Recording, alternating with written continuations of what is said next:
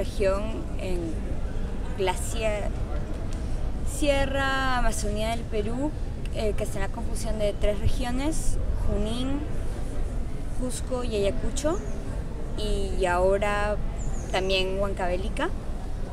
Entonces es una zona de difícil acceso que durante los años 80 fue uno de los centros del terrorismo de Sendero Luminoso y que actualmente es el principal valle productor de hoja de coca. Bueno, todavía es el Alto Guayaga, pero el BRAE a 100 toneladas de diferencia. Y entonces es una zona que preocupa mucho, ya que la presencia del Estado es muy débil.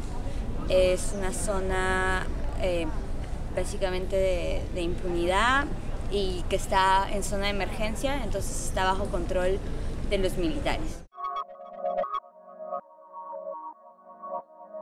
Entre los años 94 y 95 el precio de la hoja de coca realmente cayó muchísimo, lo cual hacía que no sea rentable como cultivo, y de hecho ahí es la época más baja de superficie cultivada de coca que tenemos. Y fue luego, ya casi a partir de la caída de Fujimori, un poco antes, que realmente el mercado internacional se fue como recuperando y el precio de la arroba de coca, la arroba son 50 kilos, fue avanzando, y de hecho eso hizo que muchos sitios donde antes no se cultivaba coca en el BRAE fueran pasando a ser áreas de cultivo. Lo que nosotros tenemos son permiso para cultivar en ciertas áreas. O sea, básicamente el cultivo es ilegal en el territorio excepto en... Y hay regímenes de excepción en Cusco, creo que en Ayacucho. Pero el problema es que el cultivo es ilegal, pero es un crimen sin pena. Lo que significa que en realidad esa prohibición que legalmente existe no se aplica en la realidad. O sea, es básicamente un vacío jurídico en el cual el criminal es el narcotraficante y no el cocalero. Yo creo que no es una política de Estado como en Bolivia, es una política más regional. El foco nacional es la lucha contra el narcotráfico y el foco regional es más esta voluntad de legalizar, de volver a la coca un producto, bueno, no voy a decir digno, pero sí, o sea, sí, legal, justificable, claro, o anclado en las tradiciones. Pero el problema es que, o sea, aunque la coca sea un producto legal, o sea, no se justifica la producción que tenemos con la demanda del mercado. Claro, claro. Y luego hay algunos que sí plantearon el debate de la legalización, pero lo que me pregunto personalmente es, ¿no vas a plantear legalizar la cocaína? Yo creo que la mitad del mundo se nos viene encima. Yo creo que al principio era una relación casi de indiferencia y hasta tal vez de combate, en el sentido de que el narcotráfico no tenía discurso político, no tenía un discurso social, y que hasta se podían ver afectados por acciones de Sendero. Simplemente que luego de la época fujimorista, Sendero quedó relegado y se tuvieron que refugiar en la selva alta. Y ahí no tenían modos de financiación, ya que ni siquiera podían hacer incursiones porque ni siquiera tenían armas. Entonces, lo que Sendero tenía era un capital humano, un conocimiento de la zona, un conocimiento de tácticas de guerrilla, de guerra, y básicamente se convirtieron en mercenarios. Son problemáticas diferentes que con el tiempo se han ido asociando, y básicamente tienes a los narcoterroristas, que es los que ya ni siquiera, o sea, básicamente ya no solo se reducen a esta función de guardaespaldas, sino que se vuelven productores ellos mismos. O sea, tienen sus pozos de maceración y tienen sus chacras. Sí, yo estuve desde julio hasta octubre trabajando en el BRAE, primero con el plan BRAE.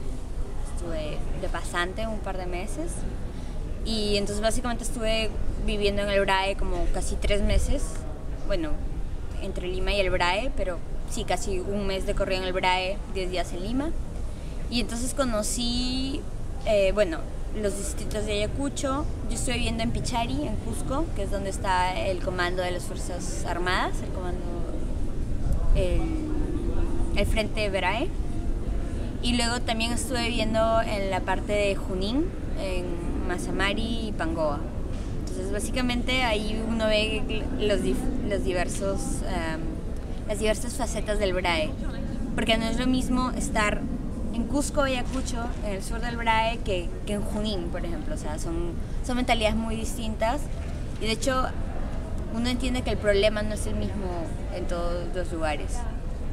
Pero la experiencia fue muy interesante, conocí a mucha gente, y luego estuve trabajando con la UNODC, con la Oficina de las Naciones Unidas contra la Droga y el Crimen, y ahí estuve en un proyecto sobre gestión de conflictos sociales en cuencas cocaleras.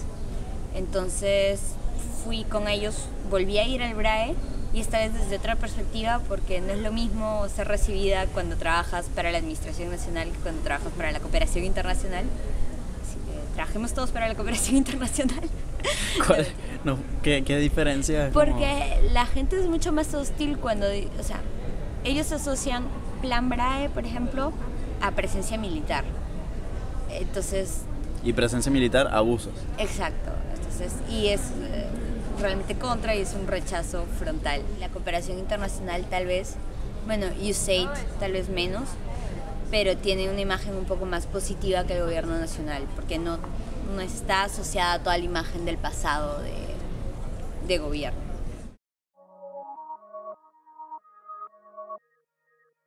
Lo que tenemos es primero presencia estatal, o sea, y dejar de estigmatizar estas regiones. O sea, el BRAE, el Alto Guayaga, son zonas sumamente estigmatizadas. La gente del BRAE, la gente del Alto Guayaga, piensa que la gente de Lima no les quiere hablar, y que básicamente vienen a imponerles planes y que no son en concertación con sus necesidades. Entonces hay que escucharlos, pero también hay que enseñarles a dialogar. O sea, no es evidente luego de que vienes de una familia que ha sufrido el narcoterrorismo, que está resentida con el Estado, que está resentida con Sendero, que se ha sentido excluida durante 2 décadas, no es básicamente la disposición más apta al diálogo. Entonces es todo un tema de construcción de sociedad en estas zonas y de inclusión. Yo creo que sí existe una voluntad de esta gente de formar parte de un proyecto más grande que el proyecto BRAE, o sea, de salir de esa etiqueta de BRAE y de narcoterroristas, pero también depende mucho del otro lado, y que los limeños dejemos de pensar como limeños, y que empecemos a pensar como peruanos, y a ver qué pasa.